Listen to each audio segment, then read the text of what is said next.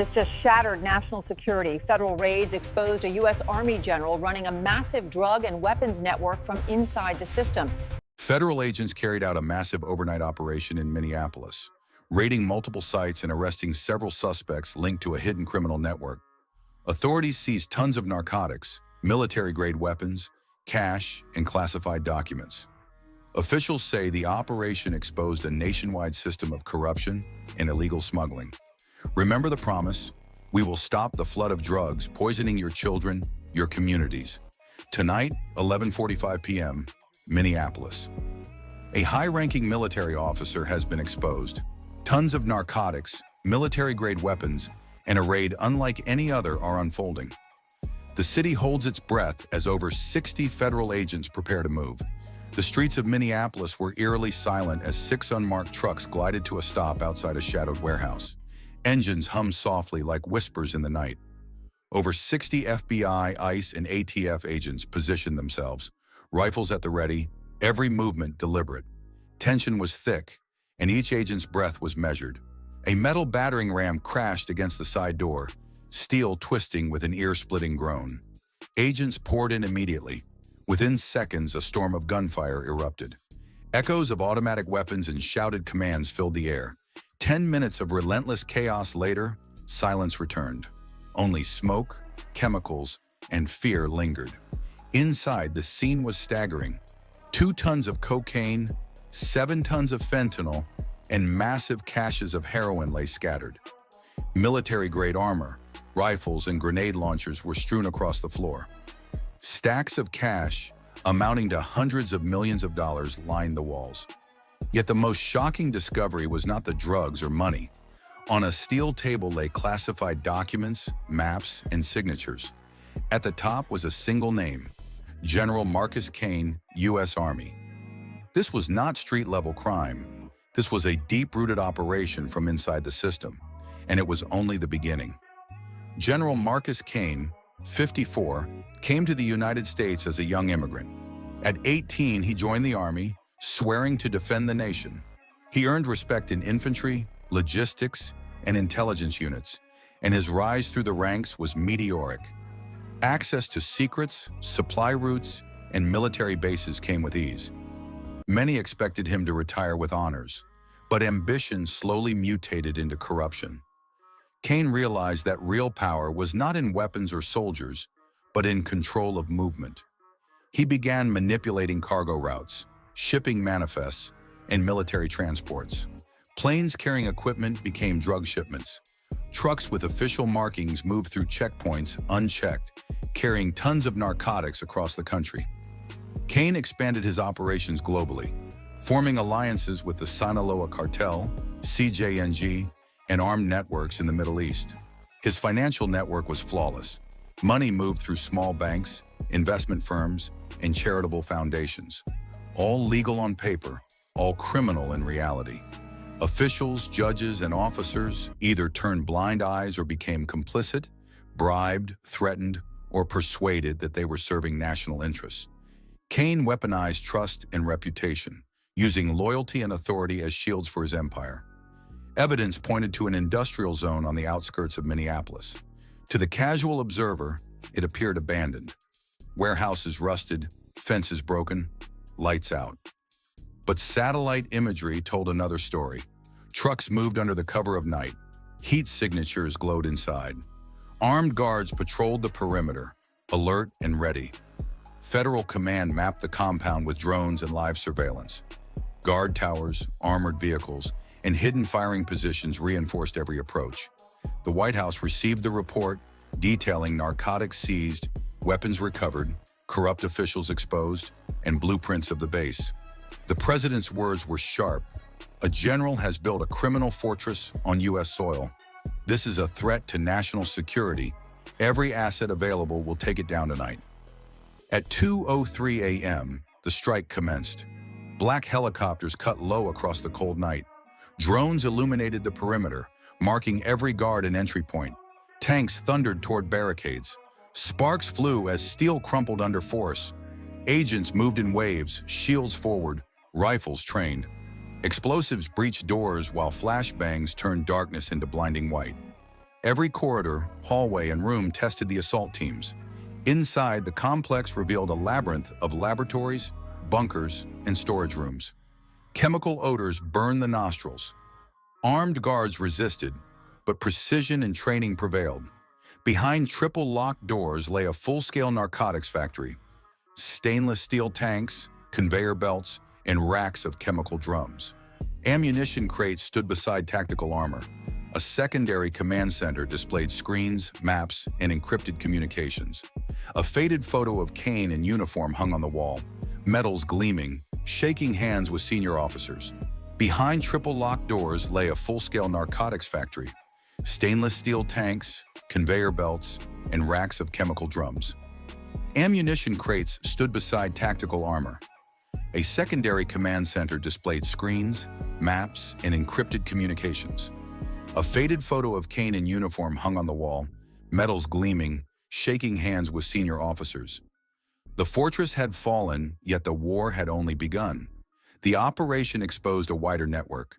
Kane had disguised criminal activity within ordinary paperwork, contracts, invoices, fuel orders, and maintenance reports. No red flags for auditors, yet every document connected to his empire. Investigators discovered signatures from colonels, contractors, and government officials. Many claimed ignorance. Some admitted receiving cash. Others remained silent out of fear. One officer admitted, "You don't question a decorated general. You salute and move on." Outside the paperwork, violence surged. Industrial parks, warehouses, and military depots became battle zones. Armored vehicles with no plates moved freely. Rifles meant for war zones appeared in domestic crime scenes. Serial numbers traced back to Kane's stockpiles. Forensic accountants, cyber teams, and federal auditors mapped the financial empire. Bank records traced funds from Minneapolis to Dubai, Chicago to Dallas.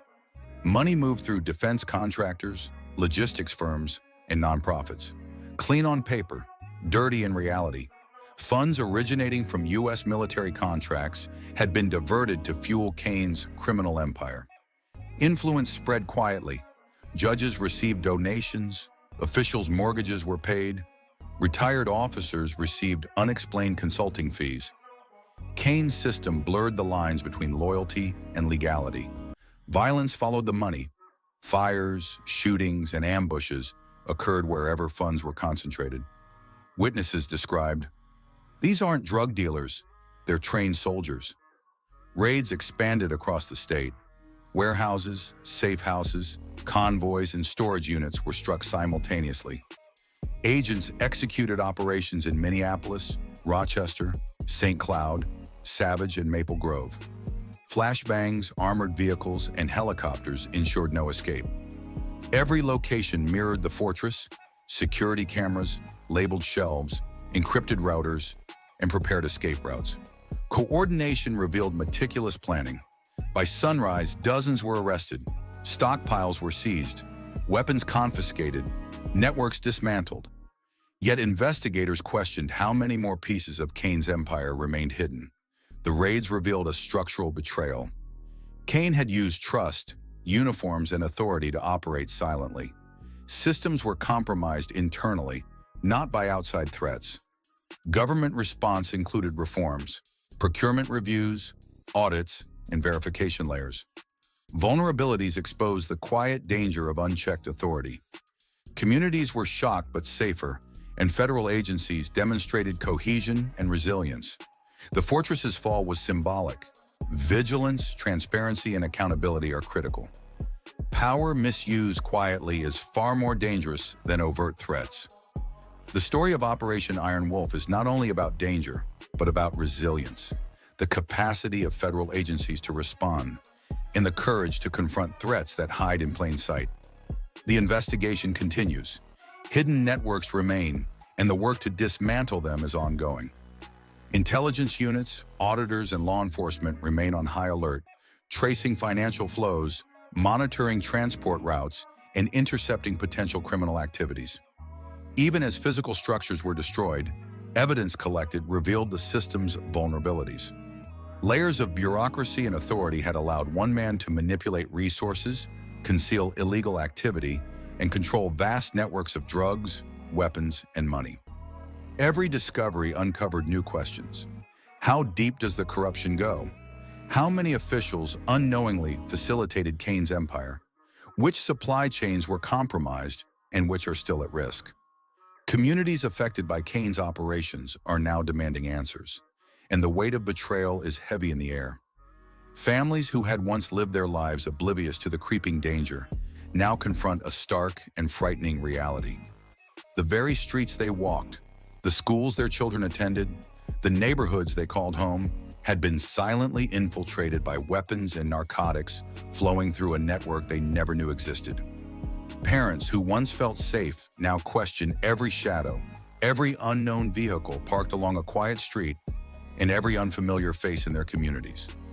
Local governments, shaken by the revelations, have scrambled to coordinate with federal agencies, initiating emergency protocols and immediate monitoring programs designed to prevent such exploitation from ever occurring again.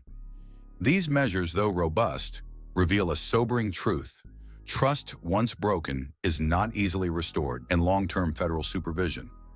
The fallout from the case forced the military to overhaul its internal audit systems, implement stricter communication tracking, and introduce advanced verification technology intended to detect unauthorized access in real time. Yet the story did not end with the sentencing. Months after the final verdict, investigative reports continued to surface as analysts uncovered even deeper layers of corruption. Offshore financial trails revealed additional shell companies linked to Reed's network, and encrypted digital logs recovered from seized hard drives suggested the possibility of yet unidentified collaborators. Federal agencies maintained active inquiries, determined to identify every individual connected to the trafficking pipeline. What began as a routine report of an abandoned boat had ultimately exposed a sprawling, deeply hidden criminal network, one that infiltrated the upper ranks of national defense and nearly operated undetected within the most secure institutions in the country. In Seattle, FBI and ICE agents raided a hospital linked to a massive criminal network. Authorities found a hospital director secretly running narcotics and human trafficking operations, uncovering a shocking abuse of trust that has stunned the city. The streets are quiet, the fog hanging low over the pavement. But inside one unassuming suburban home, 22 kilograms of heroin sit ready for distribution. Today, the FBI and ICE are about to uncover a secret that will shake the city to its core. Inside a hidden basement, a clandestine operating room lies in wait. Stainless steel tables, overhead surgical lights, medical instruments perfectly arranged. What appears to be a standard Seattle hospital director's home hides a dark secret. A fully operational cartel hub. Dr. Lawrence Whitlock, 56, a respected figure in Seattle's medical community, is about to face the consequences of a lifetime of deception. At precisely 5:14 a.m., federal agents battered down the front door of his two-story suburban home. Family portraits, diplomas, and signs of a trusted life are suddenly overshadowed by the sinister reality below. Agents descend the basement stairs and discover 50 pounds of heroin. Nearby, a weapons cache includes short-barreled rifles, modified handguns, and ammunition crates tagged with cartel insignia. The hidden surgical chamber confirms the unimaginable. A man sworn to save lives has instead built a criminal empire. This isn't just a story of drugs. It's a story of betrayal at the highest level. Whitlock's dual life as a medical professional and cartel operative shows how power and authority can be twisted to serve greed and violence. Federal investigators quickly discover the scale of the operation. 23 shell corporations across Nevada, Belize, and Panama funnel millions in disguised grants and medical procurement fees. Whitlock used his hospital position to access criminals and obscure the movement of people, drugs, and organs under the guise of charity and healthcare initiatives. Encrypted emails reveal coded messages to cartel contacts. Move the patients tonight. Border team ready. These were not medical instructions. They were orders for human trafficking. Logistics folders, transport schedules, and medical notes show that kidnapped victims were being moved with clinical precision. A ledger details massive narcotics shipments, 1 ton of heroin, 1.5 tons of meth, and fentanyl, all routed through Washington's ferry system before sunrise. Whitlock isn't just aiding the cartel, He is a pillar of it, using his medical authority as cover for one of the most sophisticated criminal networks the Pacific Northwest has ever seen. By 3:40 a.m., the federal operation reaches a critical stage. 9 kidnapped victims are trapped in a cartel-controlled warehouse near Everett. Meanwhile, convoys carrying massive narcotics shipments prepare to move. Tactical teams from the FBI, HRT, DEA, FAST, and ICEHSI prepare for high-risk interventions. Every detail is calculated, every second critical. As the convoy nears Everett, rooftop spotters signal danger. The cartel is armed, alert, and ready, but they're not ready for a coordinated federal strike. DEA breaching charges detonate against the warehouse walls, metal shreds flying. Gunfire erupts, forcing agents behind concrete barriers as bullets tear through steel columns. Inside, the warehouse is a fortified maze. Forklifts stacked into barricades, chemical drums converted into bunkers. Agents face ambushes on multiple levels. Gunmen appear from shadowed catwalks, leading to close-quarters combat. Flashbangs explode, K-9 teams engage traffickers, and sniper fire neutralizes threats before they can harm hostages. Outside, cartel trucks attempt to ram the perimeter. DEA armored vehicles block their path while agents disable tires and contain the chaos. In the middle of the assault, the pivotal container is found, locked and reinforced. Bolt cutters snap open the heavy doors, revealing 9 terrified hostages bound, freezing but alive. The final gunman surrenders as the sun rises over Everett's waterfront. The operation's scale is staggering. 2.5 tons of narcotics, 324 weapons, bundles of cash, gold certificates, and offshore banking documents totaling $52 million seized before they could vanish into the cartel's global network. But the greatest achievement is saving 9 human lives. Federal investigators continue to uncover Whitlock's network. 20 public officials, from city inspectors to port employees, facilitated operations under the guise of legitimate duties. Over 5 years, $37.9 million flowed through Whitlock's medical initiatives, all disguised as donations or grants. Whitlock now faces an overwhelming array of charges: drug trafficking, human trafficking, conspiracy, financial crimes, organ harvesting, and public corruption. 31 individuals, including cartel enforcers and public officials, are indicted. Evidence is meticulous. Signed transfers, encrypted messages, and medical logs match cartel operations down to the hour. But the story is not only about corruption, it's about resilience. Federal agents traced every dollar, risked their lives to save hostages, and dismantled a criminal empire. The law, though tested, stood firm. Seattle learns a painful truth. Danger doesn't always come from the shadows. Sometimes it wears a white coat, signs official documents, and appears at charity events. Yet when the system fails, people still act. Justice may be slow, but it moves forward. The Whitlock case also exposes weaknesses in civic oversight, hospital governance, and federal-local cooperation. State legislators call hearings, hospitals review grants and partnerships, and port authorities reevaluate every protocol tied to cargo inspection. Lessons from this raid will impact policy for years. The story serves as a warning. Unchecked power, even under the guise of community service, can create devastating consequences. But it is also a reminder that vigilance, courage, and accountability can still bring criminals to justice. For Seattle, the consequences of Whitlock's betrayal are both personal and systemic. Residents see how easily trust can be exploited, while law enforcement demonstrates how strategic coordination and bravery can overcome the most dangerous threats. Whitlock's courtroom remains empty, a symbol of the weight of responsibility carried by those entrusted with public safety. Federal agents, analysts, and tactical teams remind the city that justice is neither abstract nor inevitable. It must be actively pursued. This operation is more than a raid. It is a case study in corruption, vigilance, and redemption. It shows what happens when authority is abused and what can happen when dedicated professionals fight back. Seattle wakes to a sobering reality. Power can be dangerous, titles can be deceptive, and institutions can fail. But accountability, courage, and the relentless pursuit of justice can restore order. Whitlock's story is a lesson for everyone. No one is above the law. And when the system falters, people still act. Justice, though bruised, remains unbroken. Like, share, and comment if you believe accountability must apply to everyone, no matter their title. As the details of Whitlock's operations continue to surface, Seattle residents are left grappling with the scope of betrayal. People who once admired his public speeches and community involvement now question every decision he made and every trust they placed in city institutions. Emergency city meetings are convened. Hospital boards audit years of medical donations and partnerships. Port authorities inspect every shipment linked to past contracts. Every signature Whitlock touched is examined, and every approval he influenced is scrutinized.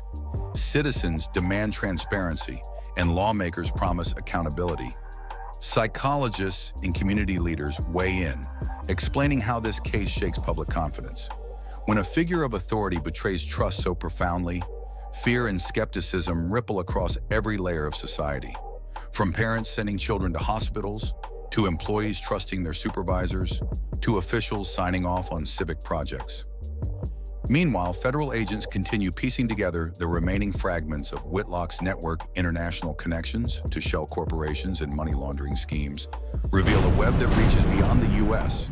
into Mexico, Panama, and Venezuela.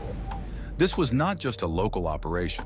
It was a global criminal pipeline hidden in plain sight. News outlets cover the story 24/7. Experts dissect how a respected medical professional became a linchpin for a criminal enterprise. Social media erupts with debates on ethics, oversight, and the systems that allowed this to happen. Public outrage grows, but so does admiration for the federal teams who dismantled the network and rescued the victims.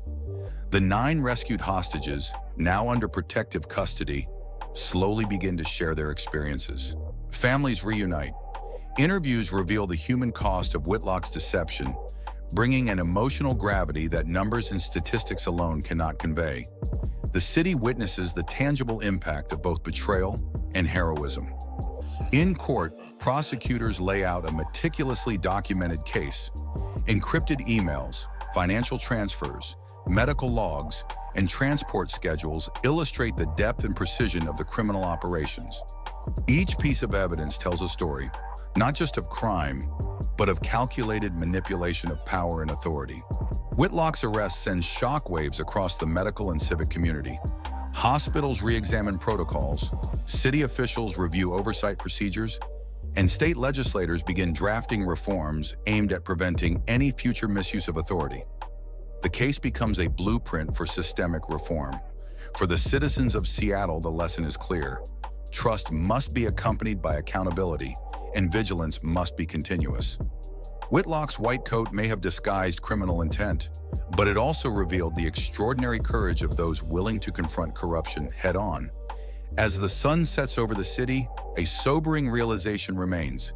Institutions may fail, but people do not. Law enforcement, analysts, and tactical teams remind the public that justice, though challenged, can prevail when professionals act decisively, methodically, and without compromise.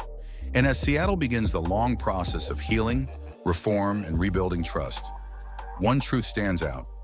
Vigilance is not optional. Accountability is not negotiable. Integrity is not disposable.